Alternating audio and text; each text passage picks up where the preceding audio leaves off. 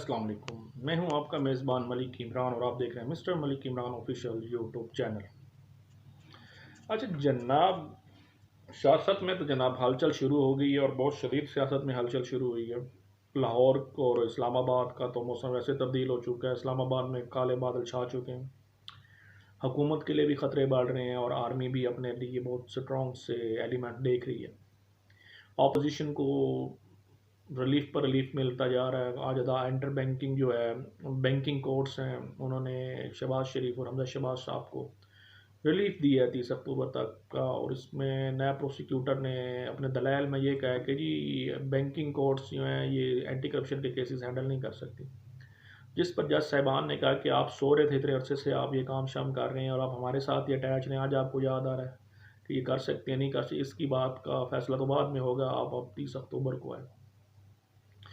खैर ये good news थी कि शुगर मिल्स के केसेस में उनको हटा दिया गया है। शहबाज शरीफ को और हमजा शहबाज को रिलीज़ कर दिया गया, रिलीफ मिल गया। और उसकी सबसे बड़ी वजह लंदन में आने वाला फैसला है जो नवाज शरीफ केस से हाथ में आया, जिसमें नया प्रोसिक्यूटर बुरी तरह जलील हुए हैं। और इस वजह से नया प्रोसिक्यूटर यहाँ से भी भागने की कोशिश कर रहे थे। बहरहाल करप्शन के केसेस होते हैं यार मुल्क में, तक जब तक उनका डिसीजन नहीं आता हमारे लिए तो वो मुलजम होते हैं, मुजरम। हम पॉलिटिकल पार्टीज़ में आम आदमी वो तो डिक्लेयर नहीं कर सकते। एक चीज़ तो ये होगी। दूसरी चीज़ ये है कि जनाब DGISI फैज़ हमीद साहब को कोर कमांडर के अहदे पेशावर पे तैनात किया जा रहा है। इसके पीछे बहुत सी वजूहत हैं। एक वजूहत तो ये भी है कि हो सकता है कि फ्यूचर में वो हमारे एज अ जर्नल के रोल के ऊपर पाकिस्तान आर्मी की तरफ की पोस्ट पे पाकिस्तान को लीड करें, क्योंकि जनरल के लिए कोर कमांडर बनना लाजमी होता है। और DGISI के दौरान DGISI फैज़ हमीद साहब ने बहुत ही आला रोल अदा किया। अमेरिका के साथ डील, अफगान तालिबान को हुकूमत में लेकर आना, फिर उनकी हुकूमत साजी करना, या ये कम्प्लीटली जो है 2-3 ईयर्स का जो प्रोसेस रहा है, ये बड़ा स्ट्रॉन्ग DG फैज़ हमीद साहब ने ना बड़े अच्छे तरीके से इसको सॉल्व किया। आर्मी की ये ख्वाहिश होगी कि वो हो सकता है इनको फ्यूचर में एज अ जनरल पाकिस्तान का लीड करता रोल देखें, क्योंकि हमारे जितने भी ताल्लुकात हैं किसी भी ममालिक के साथ हों, जिनमें अफ़गानिस्तान है, ईरान है, इंडिया है, जितने भी हमारे बॉर्डर के साथ रिलेटेड ममालिक होते हैं, उनके साथ जो डिसीजंस होते हैं बिज़नेस से रिलेटेड और जगहों से, वो आर्मी लेती है। पॉलिटिकल लीडर को आप पपेट्स तो नहीं कह सकते, लेकिन ये एक हकीकत है कि इन्होंने ही आगे डिसीजंस लेने होते हैं और ये इन ममालिक को बहुत अच्छी तरह पता होता है, जो हमारे नाइट बोर्ड्स होते हैं। यानी कि आप बियॉन्ड द बॉर्डर एक चीज़ को देख लें। फिर ये भी होता है कि जनाब जनरल फैज़ हमीद साहब ने जो रोल परफॉर्म किया है, ये तो नो डाउट एक ग्रेट रोल परफॉर्म हुआ है। एक अमन के पीसफुल वे से अमेरिका भी यहाँ से निकला और तालिबान को एक इजीली वे से ये हुकूमत मिली, और उसके बाद उनकी सपोर्ट अभी तक पाकिस्तान की तरफ से जारी है। DGISI के बदले में जो नए ISI आ रहे हैं, नवीद अंजुम साहब का नाम लिया जा रहा है, वो भी बहुत ही काबिल शख्स हैं और वो बहुत ही काबिल तरीके से परफॉर्म कर सके हैं इन पिछली जंगों में। क्योंकि बाजवा के साथ बाजवा के जनरल बाजवा के साथ भी वो लीडिंग रोल में रह चुके हैं। जितने भी हमारे प्रेवियस जनरल या कोर कमांडर्स होते हैं या जो लेफ्टिनेंट जनरल्स होते हैं, उसके बाद उन्होंने जंगें देखी हैं। जो DGISI से या जनरल के रोल्स होते हैं, ये आर्मी खुद डिसाइड करती है। इसमें पाकिस्तान पॉलिटिकल पार्टीज़ का कोई रोल नहीं होता है, चाहे वो अयूब के दौर से भट्टो आगे हों, चाहे ज़िया के दौर से नवाज आगे हों। इनकी अपने डिसीजंस होते हैं, उन्होंने खुद ही अपने पसंद के जनरल लेके आने होते हैं। इसमें political party just like puppets होती है। ये कह देना जी इनकी मर्ज़ी से आई, ऐसे सब बकवास होती है। अगर मर्ज़ी से आया तो मुशर्रफ ने क्यों निकाला था नवाज शरीफ को? एक कॉन्सेप्ट होता है ना, ये मर्जी शर्जी नहीं होती है इनके अपने लीडर। अब इन्होंने कोर कमांडर बनाया DGISI को, फैज़ हमीद साहब को, यकीनन वो उनको अब जनरल के रोल में आगे मुल्क में देखेंगे। आर्मी तो लीड कर, तो आर्मी उसकी सपोर्ट में बैक में होगी। फिर पॉलिटिकल पार्टी और वीक होंगी। उसकी वजूहत ये है कि उन्होंने तालिबान के साथ आगे 10-15 साल डील करनी, 6-7 साल और मिल जाएंगे। एक्सटेंशन तो आम सी चीज़ होती है ना बड़े लोगों को देना। अब बाजवा साहब की भी 1 साल ही रहेगी। अच्छा, इसके बाद जो एक प्रोपेगेंडा शुरू हो रहा था पॉलिटिकल पार्टीज़ में कि जी इनकी वजूहत ये थी कलसूम के साथ और ये मरियम के साथ और नवाज शरीफ की वजह से इनको हटाया जा रहा है, हकीकत ऐसा कुछ भी नहीं। आर्मी ना तो किसी के कहने पर हटाती है और ना किसी के कहने पर रखती है। ये बात अभी हमें 70 सालों में समझ आ जानी चाहिए। वो जो डिसीजन लेते हैं वो खुद लेते हैं, वो किसी के कहने पर नहीं लेते। एक चीज़। दूसरी चीज़ ये है कि उन्होंने कोई ऑर्डिनेंस होते हैं, 3 दिन में तैनाती का ऑर्डर जारी होता है या 4 दिन में होता है, अभी तक नहीं हुआ। अगर किसी DGISI ने कहा तो इसका मतलब ये नहीं होता कि वो 52 घंटों से नहीं, 48 घंटों से नहीं, कि वो नहीं आएंगे। कई बार लेट हो जाता है। जब ये फैज़ हमीद साहब के लिए भी DGISI का नाम मुंतखब किया गया तो 3 दिन बाद इनको ऑर्डर जारी में, तो जिनको पेपर रिसीव हुए थे। बहरहाल ये तो एक इंटरनल डिबेट है। वज़ीर आज़म और आर्मी का अपना राइट होता है, अगर वो नवीद अंजुम की जगह किसी और को देख लेंगे। आर्मी ही चूज़ करती है। ये कोई कॉन्सेप्ट ही गलत है कि पार्टीज़ को क्या पता होता है और ये चीज़ें वगैरह। बहरहाल जहाँ तक रह गई है कि खान साहब ने जनाब, कंग्रेचुलेशन है पूरी आवाम के लिए, मुबारकबाद दे रहा हूँ मैं आपको खान साहब की तरफ से। उन्होंने बिजली महंगी कर दी 1 रुपये 95 पैसे आज, तो इंशाल्लाह बिल भी आपके बढ़ गए हैं और फिर आपको यकीनन वो फैसिलिटी दे रहा है। आपकी अर्निंग इतनी अच्छी, आप कमा इतना रहे हैं, तो अगर आप हुकूमत को दे देंगे तो क्या फ़र्क पड़ेगा। गरीब तो आवाम नहीं है ना जी। यानी एक अच्छी सॉलिड आवाम है, करोड़ों रुपए कमा रही है, 1 रुपये 95 पैसे दे दे तो क्या फ़र्क पड़ता है। अब हम रो के तो थक गए हैं जी, हम गरीब, हम कहाँ से गरीब होते तो वो इस तरह जुल्म करते नहीं जी। अमीर आवाम है, इमरान खान साहब को पता है, उसी वजह से बढ़ा रहे हैं। Thank you very much sir आपको।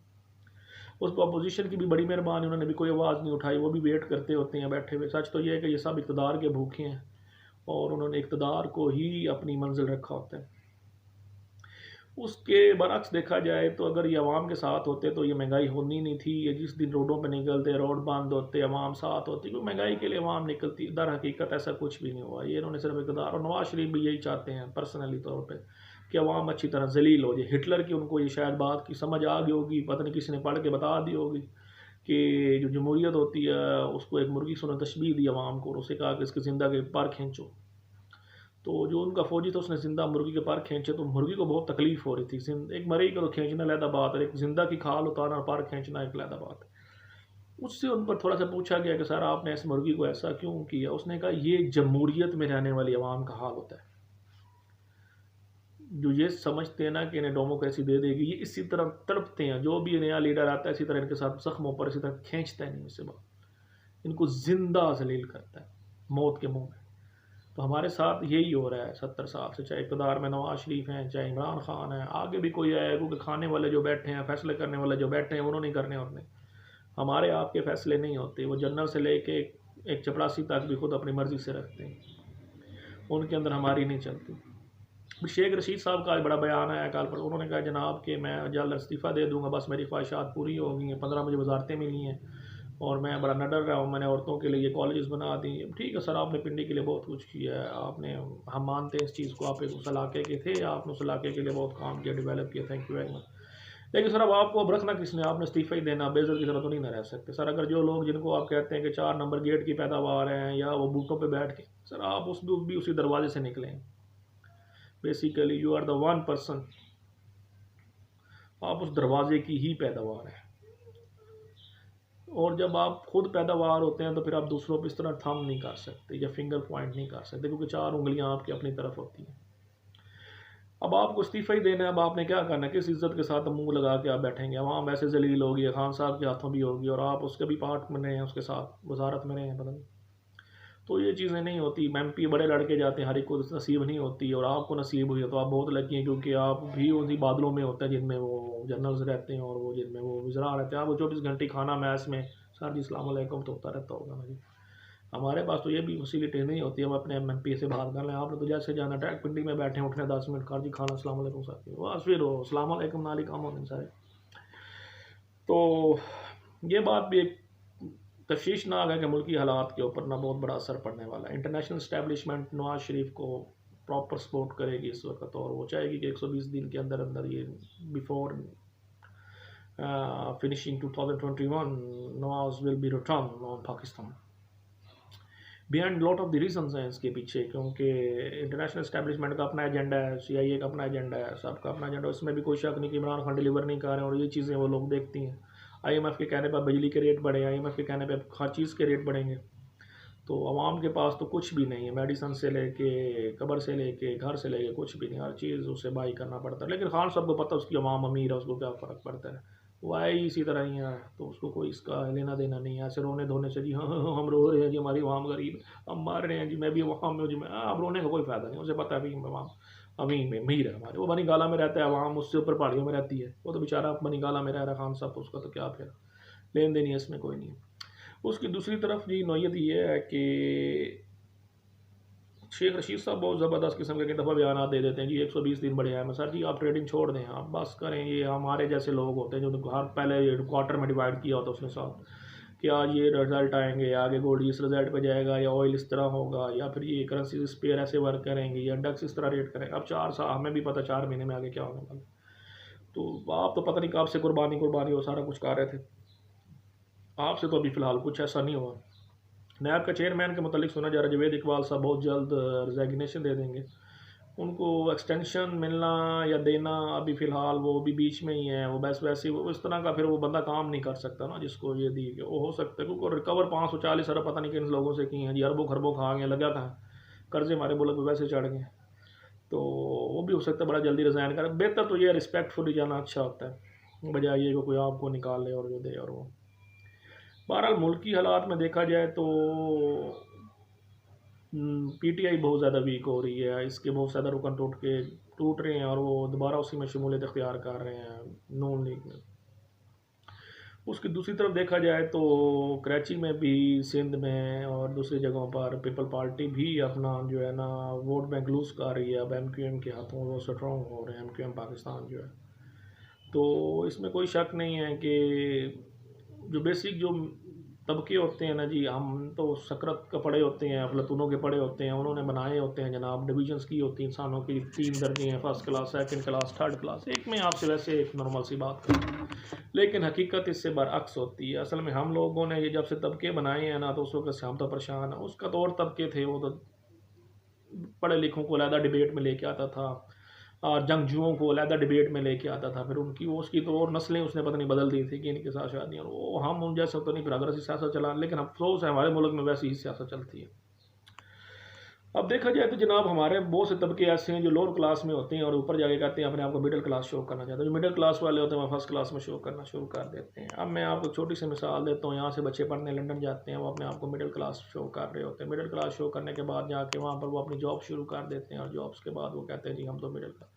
किस बंदे ने भाई मिडिल क्लास का जो हमारे यहाँ कॉन्सेप्ट है, पहली बात तो ये सोच लो, जो बिज़नेस की 1 रुपया कमा के घर आ रहा है या 200 रुपया कमा रहा है या दिन का 5,000 कमा रहा है, he is the middle class person. जो बिज़नेस से कमा रहा है, जिसने कमाने के बजाय वहाँ जाके जॉब करनी है और यहाँ से भाग के पैसे, वो भाई मिडिल क्लास नहीं होते हैं, वो लोअर क्लास होते हैं। बस अपनी शनाख्त बचाने के लिए भागते फिर रहे होते हैं जी, मिडिल क्लास हम हो गए हैं जी, वो पैसा आ गया तो अपनी क्लासें बदल रहे होते हैं। नहीं होता ऐसा। जो वहाँ पढ़ते हैं, मैं आपको हकीकत बता रहा हूँ, कितने बिजनेसमैन हैं उनके बच्चे वापस ही आ जाते हैं। वो यहाँ पर आकर अपने बाप के साथ बेशक अच्छी यूनिवर्सिटियों में 1-2 साल घूमे होते हैं, या यूरोप का जस्ट ट्रेंड होता है कि just go to watch everything, then enjoy our life with studies and return back in Pakistan and start on businesses. Mostly people are on the kids of the bigger businessmen are involved also in the parents businesses, and someone is started new businesses. So ये middle class होते हैं। इसमें first class बहुत कम होती है, 200-250 ख़ानदान है, वो तो पाकिस्तान रहते ही नहीं, उनका बस बिजनेस यहाँ चलता है, उनके जजीरों में घर होते हैं। हमारा जो आर्मी में भी यही तबके बनाए हुए हैं जनाब, आप देख लेंगे तो लेफ्ट हैंड से जो तबका शुरू होता है उसकी मैथ्स और दूसरी को काफ़ी फ़र्क पड़ जाता है। मैथ्सों में भी आपको खाने पीने में बड़ा फ़र्क है। ये तबके जो होते हैं इंसानी ज़हनी के ऊपर ना बहुत बड़ा असरात मरतब करते हैं। बहरहाल जी आज की खबर तो यही थी कि शहबाज शरीफ रिलीज़ है, शमशेद शहबाज रिलीज़ है। DGISI साहब को हमने अब कोर कमांडर का अहदा दिया है आर्मी चीफ साहब ने, और उसके बाद इंशाल्लाह हो सकता है अनकरीब आपको अगले साल वो इनकी पोजीशन जनरल बाजवा की पोजीशन पे आपको फैज़ अहमद अमीन साहब मिले, एज अ जनरल पाकिस्तान को लीड करें।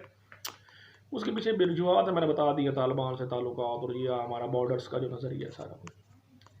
अब बात आ जानी है खान साहब के ऊपर। खान साहब के पास क्या है? खान साहब के पास अब कुछ भी नहीं बचा। ग्राउंड रियलिटी ये है कि खान साहब अब स्लोली ना रिमूव हो रहे हैं। और वो अब तो असद उमर साहब ने बड़ी अजीब से बात करी थी, मुझे बड़ी हंसी है। असद उमर साहब ने कहा कि भाई जी आपको परेशान होने की जरूरत नहीं, चाइना आपसे कर्जा नहीं मांगेगा तो सर फिर हम सो जाएँ, नहीं मांगेगा तो आपने तो भाग जाना है, आपने क्या करना है सर, आप छोड़े ना बातों को। अब आप ये बातें करते हैं तो हमारी भी इंसल्ट होती है, इस तरह बातें अगर आप करते हैं तो आप ऐसे दलाल ना दिया करें।